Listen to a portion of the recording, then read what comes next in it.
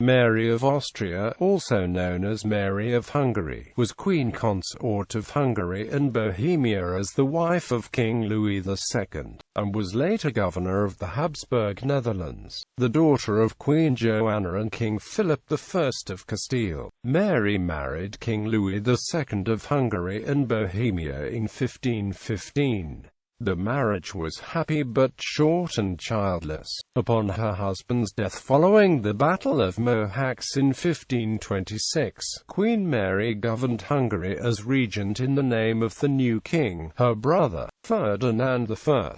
Following the death of their Aunt Margaret in 1530, Mary was asked by her eldest brother, Emperor Charles V, to assume the governance of the Netherlands and guardianship over the nieces, Dorothea and Christina of Denmark. As governor of the Netherlands, Mary faced riots and a difficult relationship with the emperor. Throughout her tenure she continuously attempted to ensure peace between the emperor and the King of France. Although she never enjoyed governing and asked for permission to resign several times, the Queen succeeded in creating a unity between the provinces, as well as in securing for them a measure of independence from both France and the Holy Roman Empire.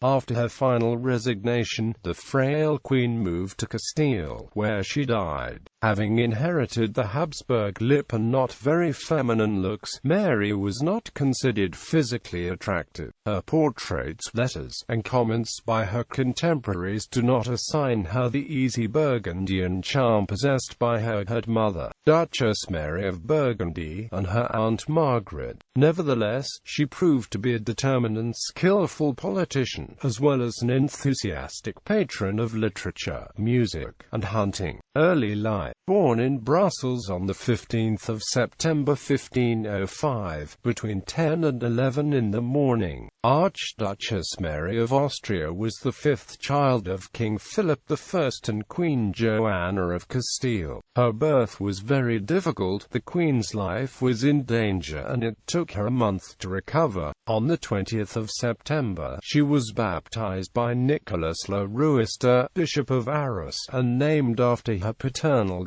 mother, Mary of Burgundy, who had died in 1482. Her godfather was her paternal grandfather, Holy Roman Emperor Maximilian I. On the 17th of March 1506, Emperor Maximilian promised to marry her to the first son born to King Vladislaus II of Hungary. At the same time, the two monarchs decided that a brother of Mary would marry Vladislaus's daughter Anne. 3 months later, Vladislaus's wife, Anne of Foix-Candel, gave birth to a son, Louis Jagiellon. Queen Anne died in childbirth, and the royal physicians made great efforts to keep the sickly Louis alive. After the death of Mary's father in September 1506, her mother's mental health began to deteriorate. Mary, along with her brother, Archduke Charles, and her sisters, Archduchesses Eleanor and Isabella, was put into the care of her paternal aunt, Archduchess Margaret, while two other siblings, Archduke Ferdinand and posthumously born Archduchess Catherine, remained in Castile. Mary, Isabella, and Eleanor were educated together at their aunt's court in Mechelen. The music teacher was Henry Bredemis, Queen of Hungary and Bohemia. Mary was summoned to the court of her grandfather Maximilian in 1514. On the 22nd of July 1515, Mary and Louis were married in St. Stephen's Cathedral, Vienna. At the same time, Louis's sister Anne was betrothed to an as yet unspecified brother of Mary, with Emperor Maximilian acting as proxy. Due to their age, it was decided that the newly married couple would not live together for a few more years. Anne eventually married Mary's brother Ferdinand and came to Vienna, where the double sisters-in-law were educated together until 1516.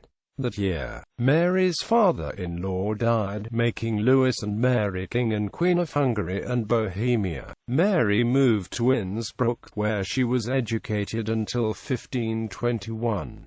Maximilian encouraged her interest in hunting, while childhood lessons prompted an interest in music. This passion would later be demonstrated during her tenure as governor of the Netherlands. Life with Louis. Mary travelled to Hungary in June 1521, 2.5 years after Emperor Maximilian's death. She was anointed and crowned Queen of Hungary by Simon Erdődy, Bishop of Zagreb, in Székesfehérvár on the 11th of December 1521. The Queen's coronation was followed by brilliant festivities. The royal marriage was blessed on the 13th of January 1522 in Buda. Mary's anointment and coronation as Queen of Bohemia took place on the 1st of June 1522. Mary and Louis fell in love when they were reunited in Buda. At first, Queen Mary had no influence over politics of Hungary and Bohemia because of her youth. Her court was replete with Germans and Dutch, who formed a base for the interests of the House of Habsburg. By 1524, Mary negotiated significant authority and influence for herself. In 1525, she took control over one powerful political faction and neutralized another. Austria's ambassador, Andrea de Beauregard, was appointed by the Queen herself. During her tenure as Queen of Hungary, Mary attracted the interest of Martin Luther, who dedicated 4 psalms to her in 1526. Despite her brother Ferdinand's strong disapproval, Luther's teachings held great appeal for Mary during her marriage and even more for her sister Isabella and her brother-in-law King Christian II of Denmark. Mary turned away from his teachings mostly because of pressure from Ferdinand. Her trusted court preacher, Johann Henkel, is also considered responsible for Mary's return to Orthodox Roman Catholicism. The return was lukewarm, but historian Helmut Georg Königsberger considers Mary's reputation for sympathy with Lutheranism much exaggerated. Louis and Mary spent the free time riding and hunting in the open country near the palace. They tried unsuccessfully to mobilize the Hungarian nobility against an imminent Ottoman invasion. Louis had inherited the crown of a country whose noblemen were fighting among themselves and against the peasantry. Hungary was deeply divided when, by the end of 1525, it became clear that the Ottoman Sultan Suleiman I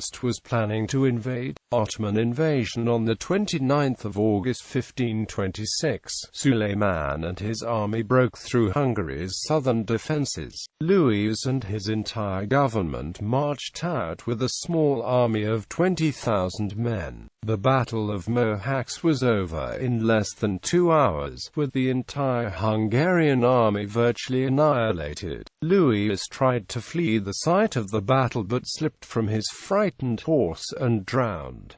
Mary would mourn him for the rest of her life. Hungary was divided into 3 parts. Ottoman Hungary, a part of the Ottoman Empire, Royal Hungary, ruled by Mary's brother Ferdinand, and Eastern Hungarian Kingdom, ruled by John Zápolyai. Ferdinand was elected King of Bohemia. Mary took a vow to never remarry and always wore the heart-shaped medallion worn by her husband in the fatal Battle of Mohács. Regency in Hungary. The day after her husband's death, Mary notified Ferdinand of the defeat and asked him to come to Hungary. She requested troops to support her until his arrival. Ferdinand, busy in Bohemia where he had already been elected king, instead named Mary his regent in Hungary. Mary spent the following year working to secure the election of Ferdinand as King of Hungary. On the 14th of February 1527, she asked for his permission to resign as regent. Permission was denied, and Mary had to remain in the post until the summer of 1527, when he finally came to Hungary and assumed the crown. To Mary's relief, Mary soon experienced financial troubles, illnesses, and loneliness. In 1528, her Aunt Margaret suggested that she should marry King James V of Scotland. Mary rejected the idea because she had loved her husband and did not wish another marriage. In 1530, Charles again suggested that she should remarry. He proposed to arrange a marriage to Frederick of Bavaria, who had unsuccessfully courted Mary's sister Eleanor 16 years before. Mary rejected him as well. Ferdinand offered Mary the post of regent again in 1528, but she declined, saying that such affairs need a person wiser and older. Ferdinand persisted in drawing Mary into his affairs throughout 1529. Archduchess Margaret died on the 1st of December the next year, leaving the position of governor of the 17 provinces in the Netherlands vacant. Ferdinand informed her about their aunt's death, saying that her affairs might now take a different course. Governor of the Netherlands. On the 3rd of January 1531, Mary's older brother, Holy Roman Emperor Charles V, requested that she assume the regency of the Netherlands. Charles was ruling a vast empire and was constantly in need of reliable family members who could govern his remote territories in his name. Mary reluctantly accepted on Charles's insistence. On the 6th of October 1537, in Monzon, the emperor wrote to her, "I am only one and I can't be everywhere, and I must be where I ought to be and where I can, and often enough only where I can be and not where I would like to be, for one can't do more than one can do." Mary served as regent of the Netherlands so well that Charles forced her to retain the post and granted her more powers than their aunt had enjoyed. Unlike her aunt, Mary was deeply unhappy during her tenure as governor and never enjoyed her role. In May 1531, having governed for only 4 months, Mary told her brother Ferdinand the experience was like having a rope around her neck. While Margaret had been considered truly feminine, flexible, adaptable, humorous and charming, Mary was unyielding and authoritarian. Margaret accomplished her goals using a smile, a joke, or a word of praise, but Mary used cynical and biting comments. Unlike her aunt, Mary was unable to forgive or forget. She recognized this lack of power as a woman as her main problem. Guardianship over nieces. Assuming the regency in the Netherlands meant assuming the guardianship of her nieces, Dorothea and Christina of Denmark, the daughters of her older sister, Queen Isabella of Denmark, who had died in 1526. Upon Isabella's death, the princesses had been cared for by Archduchess Margaret. Charles now relied upon Mary to arrange marriages for them, especially for Dorothea, whom he wanted to place on the Danish throne. In 1532, Francesco II Sforza, Duke of Milan, proposed a marriage with Christina, who was then 11 years old. Charles agreed to the marriage and allowed its immediate consummation. Mary determinedly opposed this decision, explaining to Charles that Christina was too young for consummation of the marriage. Charles ignored her, but she nevertheless managed to delay the marriage. She first told the Milanese envoy that her niece was ill and then took her to another part of the Netherlands for serious affairs. Christina was finally married on the 28th of September 1532, but Mary managed to postpone her departure until the 11th of March 1533. Immediately after Christina's departure, Mary fell ill and requested that she be allowed to resign as governor, but Charles did not allow it. A year later, Dorothea too was married. A few months after Dorothea's departure, the now widowed Christina returned to her aunt's court. King Henry VIII of England immediately proposed marriage to Christina, and Charles urged Mary to negotiate the marriage. She was not in favor of the union, and delayed.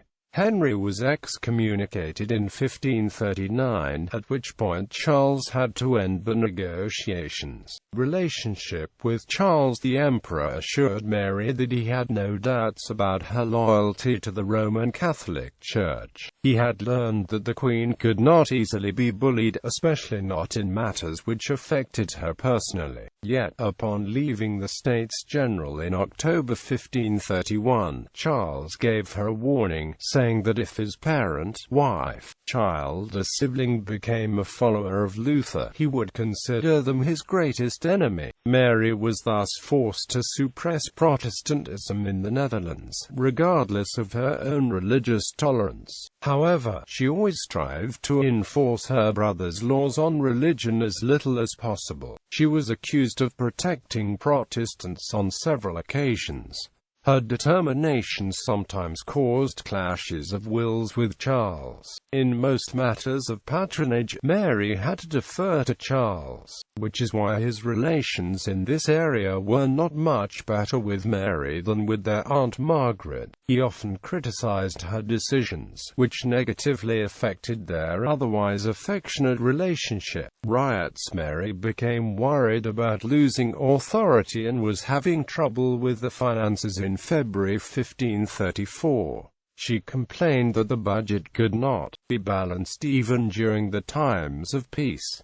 Charles assured her that she was doing her best. The Queen complained to Charles in August 1537 that the Low Countries were no longer governable and said he should come himself. In fact, Mary handled the crisis quite well and kept a cool head in public. In October, she traveled to the north of France to meet her brother-in-law, King Francis I of France, the second husband of her sister Eleanor. On October 23, they signed a treaty. Francis thereby promised Mary that he would not help those who rebelled against her, while the Queen promised to compensate certain French noblemen who lost the land in the Low Countries during the Italian Wars. Seeking peace. In 1534, Mary prepared a proposal for a defensive union of all the provinces in her councils. She made the proposal at the States General in Mechlin in July, citing her brother, who had requested the provinces assist each other. The plan had to be given up and, after Mary and Eleanor's failure to negotiate peace between the Empire and France, Mary's letters to Charles began to resemble the theatrical outbursts of their Aunt Margaret. Mary strived for peace in the Netherlands. Charles paid no attention to the problems she was facing as governor and often ignored her warnings. One such incident led to Charles's loss of the city of Metz to France. Mary was forced to wage war against France in 1537 and to deal with the revolt of Ghent between 1538 and 1540. Mary's appointment as governor of the Netherlands was renewed on 14 October 1540, after the revolt in Ghent had been subdued. Resignation. The Queen had to mediate between her brothers in 1555, when Charles decided to abdicate as emperor and leave the government of the Netherlands to his son Philip, despite Ferdinand's objections. When Mary learned of Charles's decision, she informed him that she too would resign. Both Charles and Philip urged her to remain in the post, but she refused. She chronicled the difficulties she had faced due to her gender, the fact that she could not act as she thought she should have because of disagreements with Charles, and her age. Furthermore, she did not wish to accommodate to the ways of her nephew after years of getting used to Charles's demands. The actual reason for Mary's resignation was her numerous disagreements with her nephew. She asked for Charles's permission to leave the Netherlands upon her resignation, fearing that she would be drawn into politics again if she remained. Charles finally allowed his sister to resign. She formally announced her decision on the 24th of September 1555 and dismissed her household on the 1st of October. On the 25th of October, her authority was transferred to Philip, who, despite his personal dislike of his aunt, tried to convince her to resume the post. After another quarrel with Philip, Mary retired to Turnhout. She remained in the Netherlands one more year. Life in Castile. Mary wished to retire to Castile and live with her recently widowed sister Eleanor, near Charles, who had retired. She was afraid of moving to Castile because, although her mentally unstable mother Joanna had been sovereign there, Mary had never lived in Castile. She was afraid that Eleanor's death would leave her alone in a country whose customs she did not know. In the end, she decided to move to Castile, while retaining the possibility of moving back to the Netherlands in case she could not adjust to the Castilian customs. Charles, Eleanor, and Mary sailed from Ghent on the 15th of September 1556. Although she repeatedly assured her brother that she had no intention of occupying herself with the affairs of state, Mary offered to become advisor to her niece Joan, who was serving as regent for Philip. Joan did not wish to share power and declined her aunt's offer. Mary did not enjoy her retirement for long. Eleanor died in her arms in February 1558. The grief-stricken queen traveled to Charles to ask him for advice about her future. Charles told her that he wanted her to resume regency in the Netherlands, and promised a home and a large income, but Mary declined the offer. Her nephew Philip then urged her advisor to convince her to return. When Charles became ill in August, Mary accepted the offer and decided that she would become governor once again. In September, Mary was fully prepared to depart for the Netherlands and resume her post when she was informed of Charles's death. Distressed by the death of another sibling, the Queen, who had suffered from a heart disease most of her life, had 2 heart attacks in October. Both were so severe that her doctors thought that she had died. When Joan visited her, Mary was still determined to fulfill the promise she had given to Charles and assume the regency in the Netherlands, but she was weak and feverish. She died only a few weeks later, in Sigales on the 18th of October 1558. In her last will, Mary left all her possessions to Charles.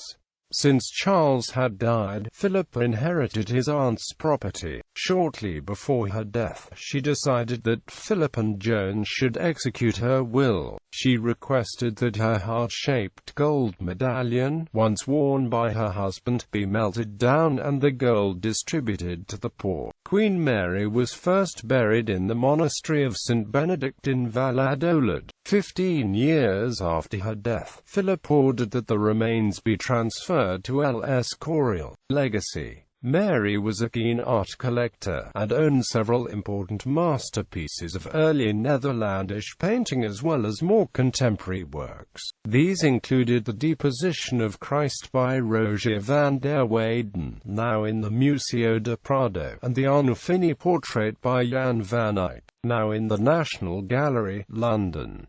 Most of the collection passed to the Spanish Royal Collection after her death. Queen Mary of Hungary was a great patron of music. She supported both sacred and secular music at her court in the Netherlands, where her matron de chapelle was Benedictus Appenzeller. Several elaborate music manuscripts that she commissioned during her governance are preserved in Spain in the monastery of Montserrat. Arms ancestry.